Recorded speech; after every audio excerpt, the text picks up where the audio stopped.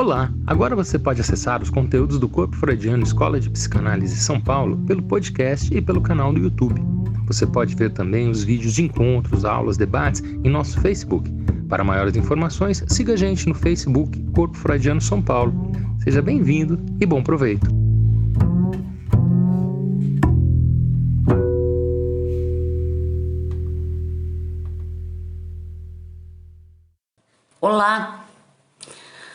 Olá, estou aqui de volta, pronta para responder as perguntas dos meus queridos amigos e colegas do Face.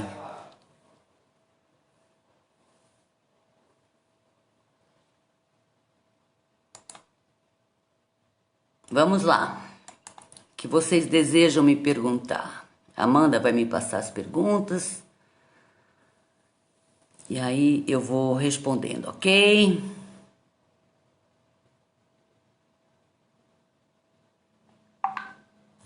Oi, Amanda. Vamos ver o que você está me perguntando.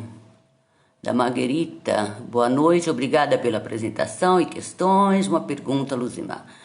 Você não consideraria que algumas vezes se faz uma confusão entre o que seriam as mulheres no campo do desejo, como que conceituado pela psicanálise lacaniana, e o que seria pensar a mulher como sujeito de direito?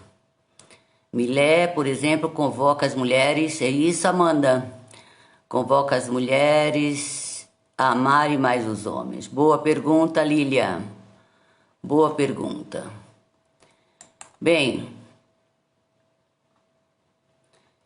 é essa a pergunta, Amanda? Eu vou à pergunta da Lília, então, porque eu não entendi qual é a pergunta que a Amanda está me passando. Bem, Lilian, eu vou responder a sua pergunta. Eu acho importante pensarmos, né, o que é um sujeito de direito, de desejo e um sujeito de direito, né? Segundo Lacan, a mulher, ela tem todo o direito de conquistar, não é? A mulher não existia no laço social porque ela não tinha espaço, não tinha reconhecimento como um sujeito de direito, de poder conquistar e ser capaz de conquistas fálicas, que ela também tem direito, de conquistar os seus espaços no profissional, no intelectual, mas que isso não a faz feminina, essa é a questão. Uma mulher, quanto mais conquista, quanto mais quer ter, mais ela não está na posição feminina, no sentido de que isso não dá para ela um reconhecimento enquanto feminina. O que dá à mulher um reconhecimento enquanto feminina, por mais que algumas resistam a aceitar, é na relação amorosa. É uma mulher encontrar o seu lugar na vida amorosa.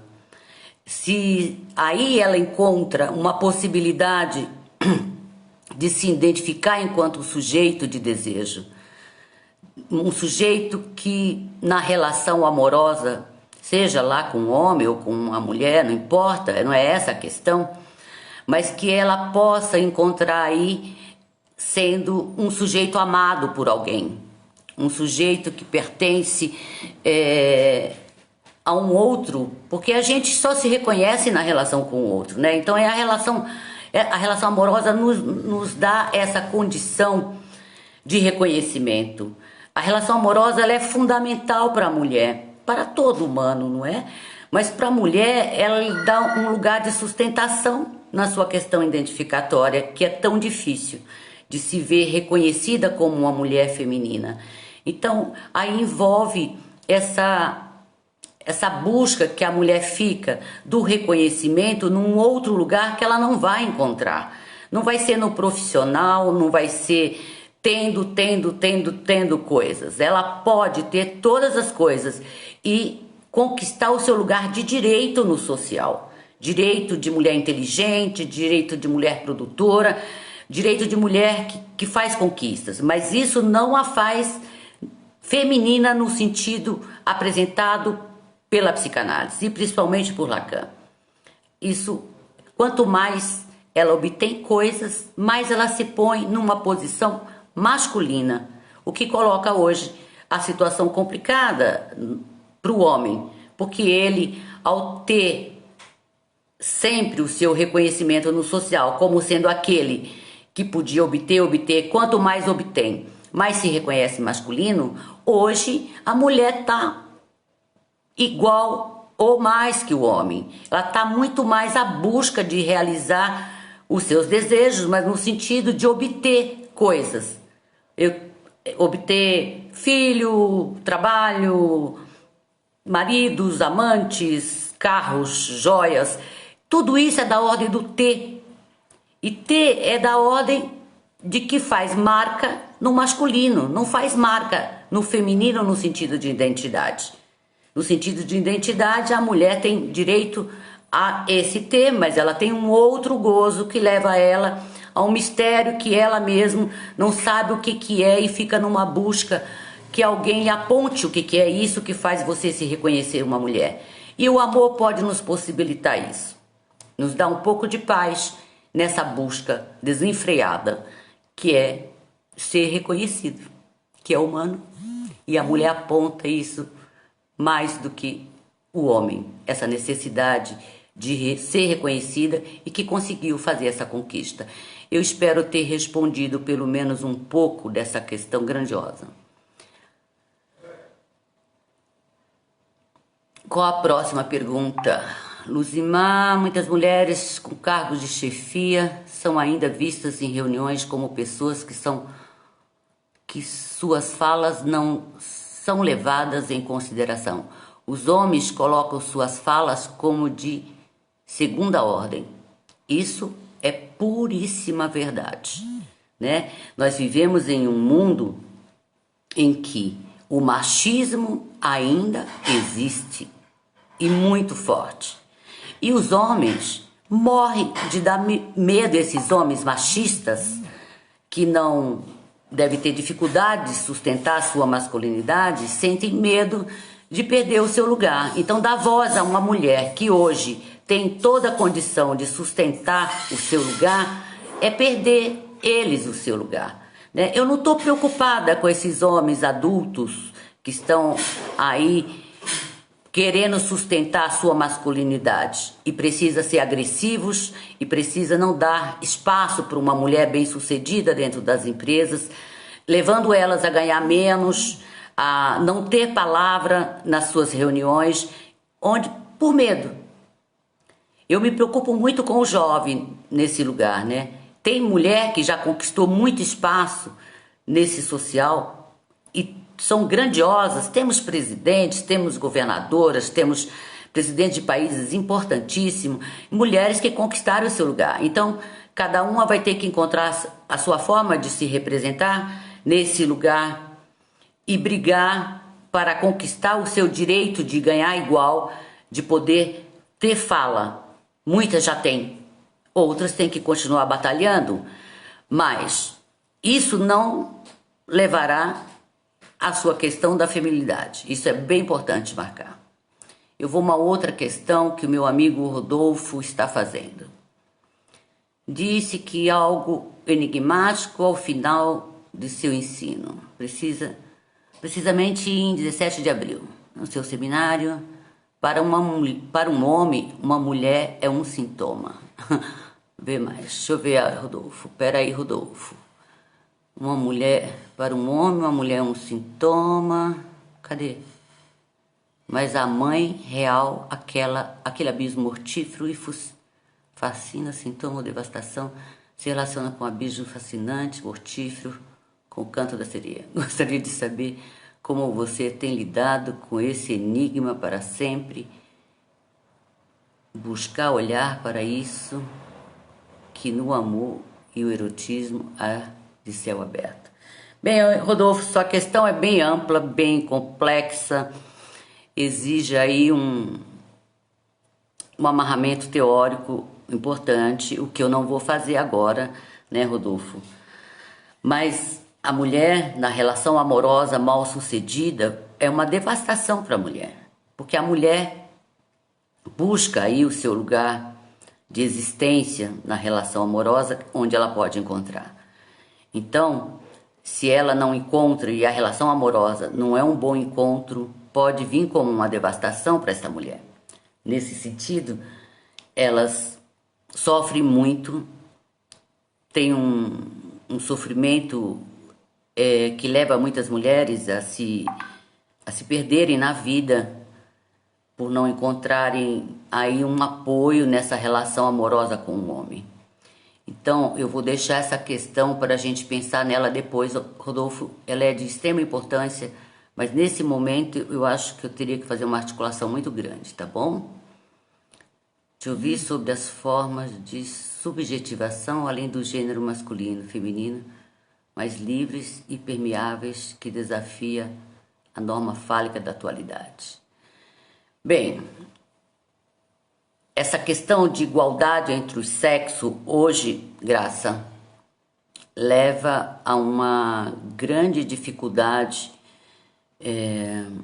para o jovem, principalmente. Eu quero muito me referir ao jovem, queria muito fazer um discurso que ajudasse eles a entenderem o que estamos falando.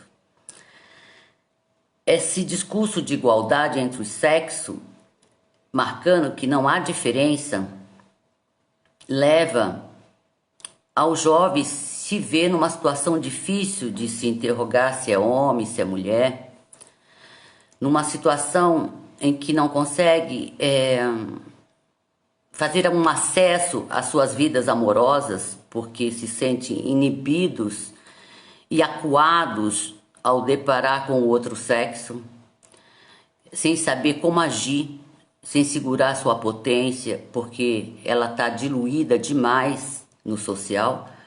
Então, o discurso que sustentava a posição sexual hoje não é igual, deixando esses garotos muito assustados.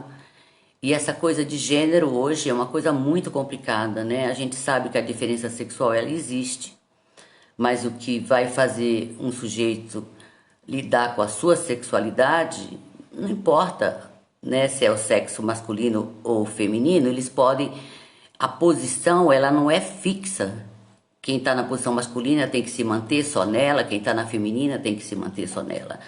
Na relação amorosa, essas posições elas podem ser trocadas, não é? E então não há uma coisa fixa. E essa coisa de escolha de gênero parece estar mais numa linha de fixar que você é isso e pronto, quando você pode. Não precisa você trocar de sexo para você poder ter uma experiência sexual com o corpo que você pode brincar, né? A bissexualidade existe, então podemos brincar com a nossa forma de obter prazer, ficando numa posição ativa ou passiva, e que é um assunto grandioso, essa coisa de gênero hoje, enfim. Vamos lá. Nice Silva, muito obrigada de estar maravilhada com esta mulher, que sou eu aqui, né, Nice? Vamos lá, eu estou um pouco perdida com esse negócio de escolher perguntas e responder, porque eu não tenho essa experiência. O que mais vocês me perguntam? Eu gostaria das perguntas dos jovens. Eu gostaria muito que os jovens pudessem nos perguntar alguma coisa. Porque meus amigos psicanalistas, eles têm muito mais a me ensinar do que eu responder às suas perguntas. Agora, os jovens, talvez a gente pudesse lhe dar alguma luz. Vamos ver.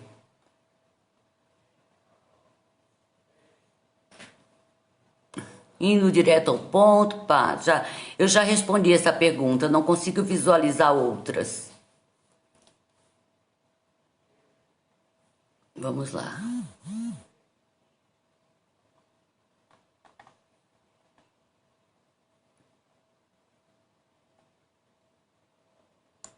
Tô aqui, ó, esperando que alguém me diga mais alguma pergunta. Peraí, deixa eu ver aqui essa. Obrigada pela apresentação, muito boa. Sugere que as mulheres amem cada vez mais aos homens. Sim, é disso que a gente fala. E que deixe um pouco de lado a demanda de direitos no campo social. Eu acho que eu já respondi essa pergunta. O que mais que eu tenho aqui? Luzimar. Rodrigo Torres está me perguntando. Luzimar, qual você acha o maior desafio do jovem em se integrar nesse momento sem contato físico? Boa pergunta, Rodrigo. Boa pergunta. Olha, Rodrigo, eu diria para você que a coisa tá feia, não é? Que alguns encontram algumas saídas, dando uma fugidinha por aí, o que não é muito aconselhável, né? Existem vários sites de encontros virtuais que também possibilitam alguma forma de prazer, não é? Que pode ser encontrado. Quem tem suas namoradas e elas estão aí nos seus momentos de quarentena também são mais felizes, não é? Que podem aí se encontrarem, ficarem dias juntos ou visitar uma a casa do outro. Agora, para quem não tem esta opção do contato físico tão necessário para todos nós, é uma situação muito doída, muito sofrida que estamos vivendo hoje. Muito difícil, Rodrigo. Oi, Alá, boa noite, querido. Como eu analiso a latência, no sentido do que o Rodrigo está me perguntando, o Alan, o que você quer que eu responda, Alan, sobre este assunto? Latência.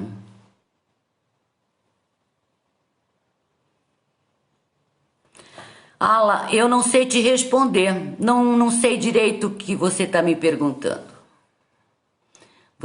Os jovens estão me perguntando porque tem uma aqui maravilhosa que eu conheço, a Thaís. Eu quero responder a Thaís.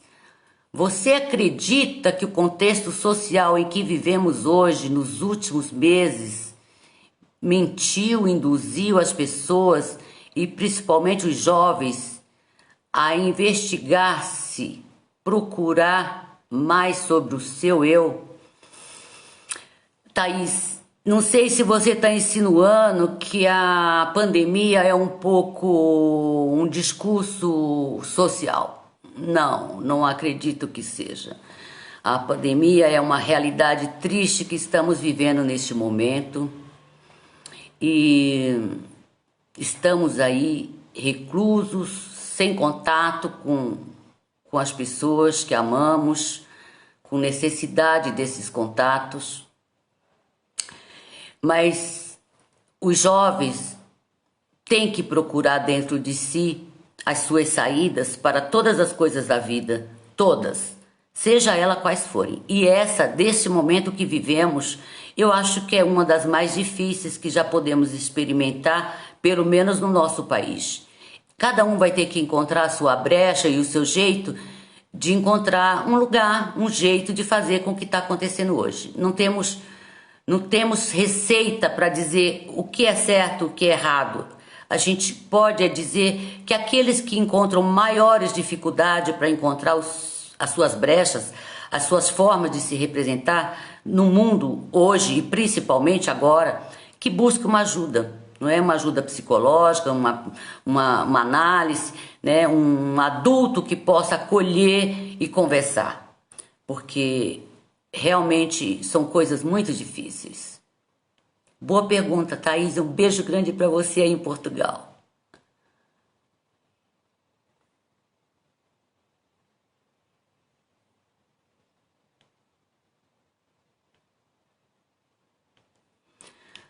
Como a senhora me vê? Este é o Hugo Dias, ele sempre me chama assim.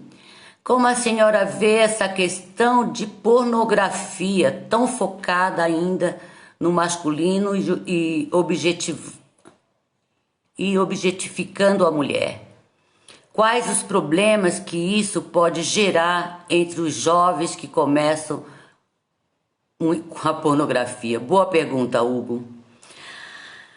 O jovem que começa a sua vida sexual assistindo vídeos pornô vai levar uma vida muito difícil para achar o seu caminho, porque a pornografia, ela mostra as fantasias de um jeito muito difícil de um jovem que está iniciando a sua vida sexual poder dar conta de assimilar, porque ele não consegue nem entender ainda o que é o encontro com o outro sexo ou com o outro parceiro, não é? Imagina ele pensar que ele pode dar conta daquilo que ele assiste num vídeo de pornografia, onde as fantasias são colocadas de um jeito que é para excitar quem está lá assistindo, mas que são às vezes dificílimas de ser realizadas. As fantasias é algo pessoal de cada um. A fantasia é aquilo que você se usufrui para buscar o seu desejo, né? Para realizar no seu ato sexual, na relação com aquele que você escolheu, como você quer fazer. É ali que você vai descobrir que o seu desejo, às vezes, não vai de encontro com aquilo que você gostaria que fosse, não é? Um menino experimentando a sua relação sexual, ele pode se deparar com o desejo de ficar numa posição passiva, né? E não numa posição ativa, que seria aí considerada a do homem. Na relação a dois, todas as posições são válidas, não é? Um pode querer bater, o outro pode querer apanhar, o outro pode querer ficar na posição de quem vai receber a troca de carinho nas preliminares, e não importa se ele está na posição masculina ou feminina. E quando você está assistindo um vídeo de pornografia, você está assistindo, às vezes, umas trocas dificílimas para o jovem ter como referência para poder realizar depois os seus desejos sexuais, se colocando numa situação muito difícil.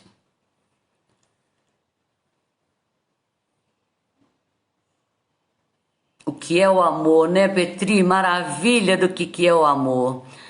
O amor é aquilo que, na nossa essência, a gente aprende na relação com o outro primordial, né? Aquele que nos imprime, nos erotiza, que é aquele que nos toca, que nos olha, que nos beija, não é? Que é a nossa representação da figura materna, que é o outro primordial, que nos faz as marcas do amor, não é?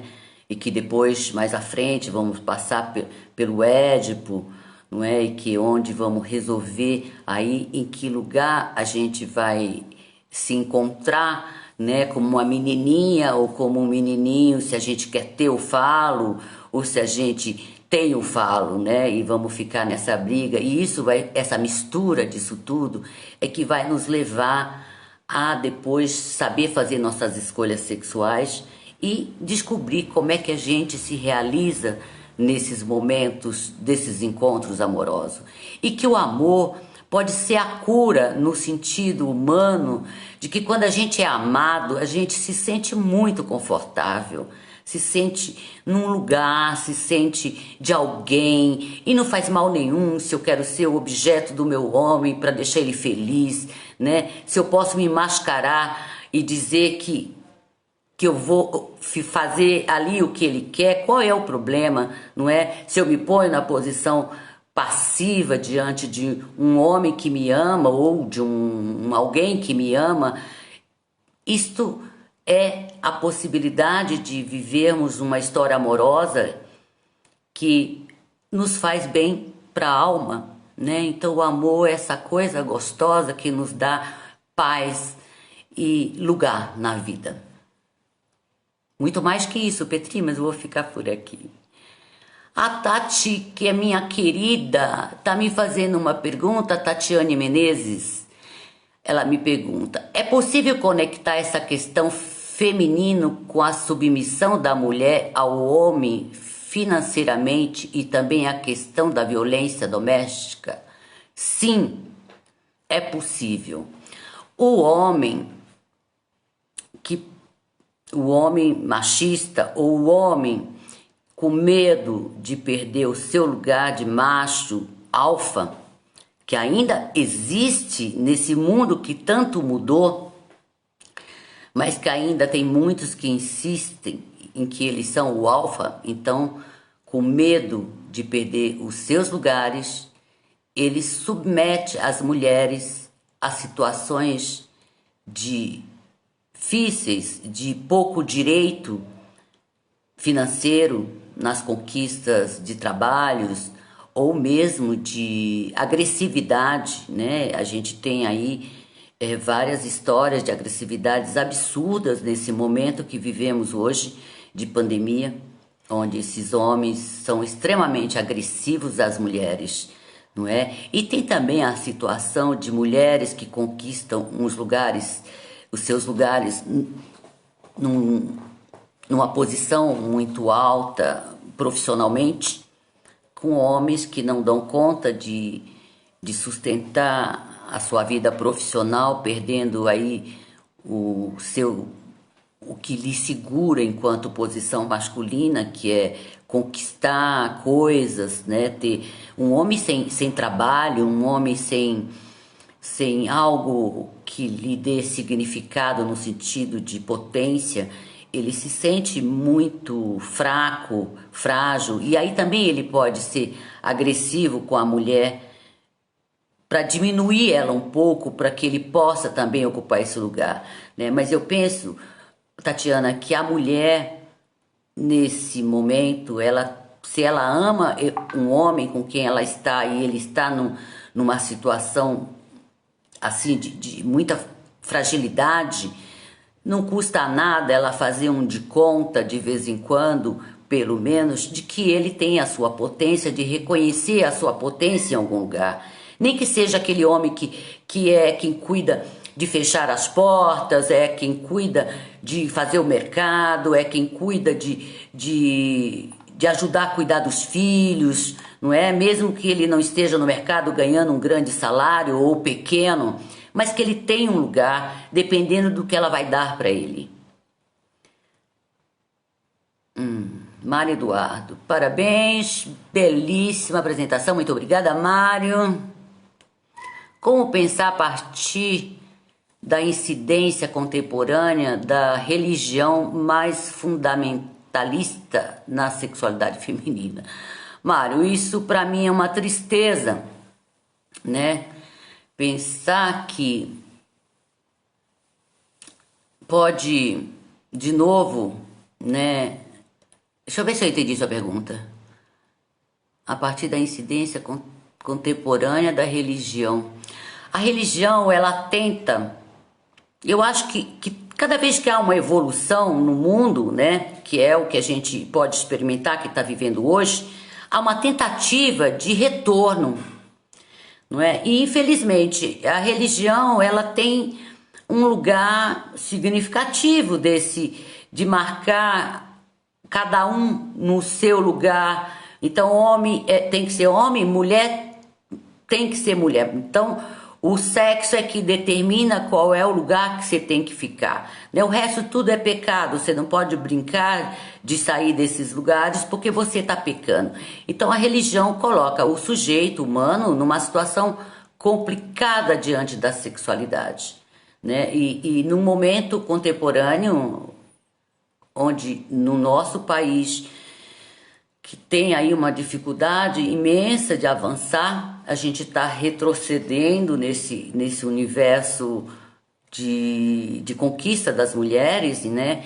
Então aí tem até cartilha de como é que se ensina a menina a ser menina, menino ser menino, e que a mulher tem que voltar então a ser só mãe, que este é o seu lugar de direito dado séculos passados, e que sair dessa posição é colocar em risco os homens, não é? Então a religião ela vem para ajudar a nos aprisionar.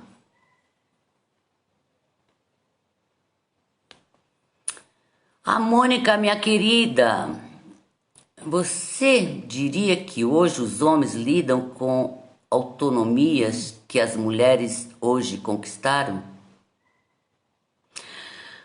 Eu acho que alguns homens conseguem, Mônica, ter a sua autonomia e sustentar o seu lugar de homem no sentido fálico, né?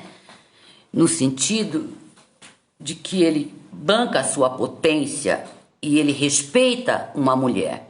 Então tem vários homens assim, não é? A gente não pode generalizar que todos os homens são brutos, né? Brutos no sentido de tem que ser macho alfa. Não, existem homens inteligentes, bem-sucedidos e que conquistaram a vida inteira os seus lugares e que mantêm, que sustentam e que não estão pondo em questão a sua masculinidade, porque assim como a mulher tem que buscar a sua feminilidade, o homem, quanto mais ele tem e obtém esse poder fálico, mais ele se põe na posição masculina.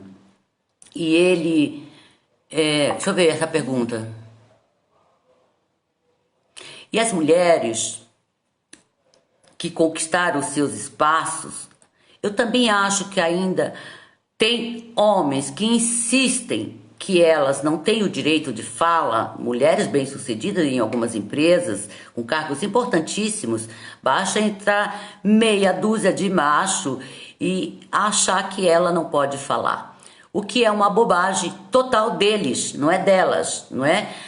E a mulher conquistando o seu lugar, ela põe em risco o lugar do homem na sua posição masculina. Então cada um é que trate de lidar com o seu problema, porque é um problema deles ou dela, se ela não consegue também circular nesse mundo de ser mulher, né, e sustentar esse lugar no social. Ser mulher no sentido feminino e sustentar seu lugar no social são coisas diferentes. Isso é muito importante a gente entender, né? A mulher com suas conquistas, elas estão na posição ativa, numa posição mais que a gente podia chamar de masculina, nessa busca de obter sucesso e tudo mais. A gente tá nessa posição. A gente, quando eu falo mulheres, eu me incluo, a gente está nessa posição masculina neste lugar. Mas a gente tem direito a este lugar. Mas também temos o nosso gozo feminino próprio, que é muito mais difícil de atingir, que são poucas as mulheres que conseguem chegar lá, não é? Que é algo da ordem do mistério, a gente não sabe exatamente o que é, mas uma mulher na posição feminina, ela não tá aí para brigar e disputar com o homem quem é que pode mais. Ela sabe que ela pode se mascarar de falo e conquistar o seu mundo no social e pode se mascarar de mulher na hora de estar com o seu homem, mulher no sentido feminino, viu, Mônica? Nesse sentido que eu penso que é que você me perguntou. Anice Silva, como você vê a questão do sexo fácil? Sexo fácil é bom. E que fazer quando somos tratada como objeto sexual? Bem, eu não sei o que é sexo fácil, né? Será que sexo fácil é a gente sair por aí transando com todo mundo? É isso que é sexo fácil? Se for, a gente tem que pensar se a gente gosta disso. Se a gente gosta disso, sente prazer nisso, beleza, não tem problema nenhum.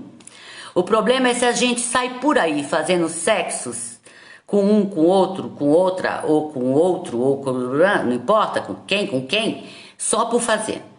Né? Fazer por fazer, sem saber o que tá nem fazendo, porque às vezes não tem nem prazer nenhum. Tem pessoas que relatam sofrimento nesses atos sexuais, de sair por aí fazendo, sem pensar o que está fazendo. Então, tem que pensar. Se a gente quer, a gente pode fazer o que quiser, desde que a gente deseje e banque aquilo que a gente deseja. Agora, fazer por fazer não leva a nada. Não é uma boa experiência. Ser tratada como objeto sexual depende aí do lugar que a gente está, não é? Se a gente está numa relação amorosa com alguém que a gente está curtindo, tá paquerando, tá gostando, tá junto, Não tem problema nenhum a gente se pôr no lugar nesse lugar de objeto, no sentido de troca amorosa, né? Um fica no lugar do sujeito, outro fica no lugar do objeto. Agora, se colocar aí na vida, né? Ou se pôr somente como objeto, no sentido de que eu faço tudo que você quer para você não me largar, então eu deixo de ter próprio desejo, eu deixo de... Eu não faço mais nenhuma escolha, porque a escolha vem daquele que eu quero agradar. Então isso é se pôr como objeto. Tudo que o outro quer, eu me ponho a fazer o que ele quer e não o que eu quero. Então se ele quer jantar em tal lugar e eu quero no outro, não importa o que eu quero, o que importa é o que ele quer. Se eu quero transar de um jeito e ele quer de outro, e não interessa o que eu quero, interessa o que ele quer. Isso é se pôr de objeto para o outro. Agora, quando você se põe de objeto numa relação amorosa em que você ama, você está afim daquela relação, você está gostando daquilo, você gosta daquele contato e você quer se pôr como objeto, você está se pondo porque você vai aí obter o seu prazer e o seu gozo também. E não, aí é uma brincadeira, é uma troca. Não é uma coisa que você se põe para agradar o outro e você não tem lugar. Não tem lugar de existência, você deixa de ser sujeito.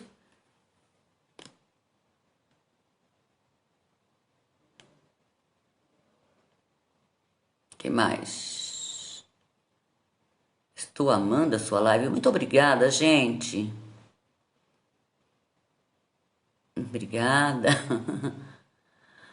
Bem, a Helenice me está perguntando o seguinte: vários homens hoje também estão aproveitando desta fala. Vocês não querem ter direitos iguais? Para fugir de ambos compromissos na família? O que você pensa disto? Como é que é? Vários homens hoje também estão aproveitando desta fala. Vocês não querem ter direitos iguais para fugir de alguns compromissos na família? O que você pensa disso? Eu penso que essa é uma coisa muito feia de se dizer, homem, pelo amor de Deus. Quem disse que o direito da mulher é ficar na família?